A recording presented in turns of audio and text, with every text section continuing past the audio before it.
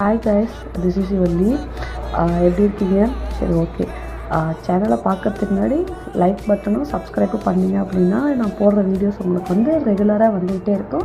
Plus வந்து comment பண்ணுங்கன்னு சொல்லியிருக்கேன். ஆன்சர் இட்டு அப்படின்னா நான் ஆன்சர் பண்ணணுன்ட்டு இல்லை, you should answer for that.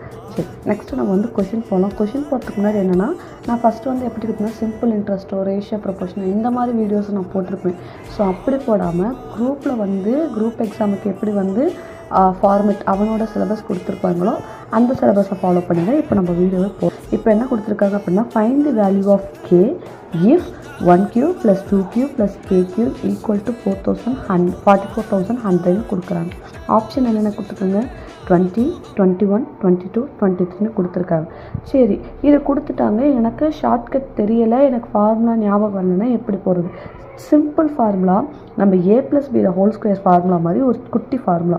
என்ன ஃபார்முலானா n × n + 1 / 2² அவ்வளோதான். இதுதான் ஃபார்முலா. இதை வச்சு தான் நம்ம பண்ண போகிறோம். என்னென்னா, இந்த எண்ணுக்கு பதிலாக நீங்கள் என்ன பண்ணியிருக்கேன்னா k + 1 / 2² போட்டிருக்கேன். ஈக்குவல் நான் என்ன பண்ணியிருக்கேன்னா, இங்கே இருக்க வேல்யூ அப்படியே எடுத்து எழுதியிருக்கேன். இந்த க்யூபோட ஃபார்முலா, அதாவது நேச்சுரல் நம்பர்ஸோட ஃபார்முலா தான் இது. ஓகேங்களா? நெக்ஸ்ட் வந்து பார்த்திங்க அப்படின்னா, இந்த ஸ்கொயரை நான் இந்த பக்கம் போகும்போது எனக்கு என்ன ஆகுது? ஸ்கொயர் ரூட் ஆகுது. k × k + 1 / 2 × √44,100 நான் போட்டிருக்கேன். நெக்ஸ்ட் வந்து பார்த்திங்க அப்படின்னா, இந்த 44 ஸ்கொயர் ரூட் பண்ண அப்படின்னா எனக்கு 210ன்னு எனக்கு ஒரு வேல்யூ கிடைக்கு. அதை தான் நான் இங்கே எழுதியிருப்பேன். k × k + 1 / 2 210. அடுத்து வந்து என்ன பண்ணியிருப்பேன் அப்படின்னா, இதை கிராஸ் மல்டிப்ளிகேஷன் பண்ணி k² k + -420 இந்த ஸ்டெப்பையும் இங்கேயே கொண்டு வந்துட்டு முடிச்சிட்டேன். ப்ளஸ் வந்து பார்த்தீங்க அப்படின்னா, இது வந்து நீங்கள் 3 ஃபேக்டரைசேஷனில் 420 + 1 இப்படி ஒரு மெத்தடில் போட்டிருப்பீங்க.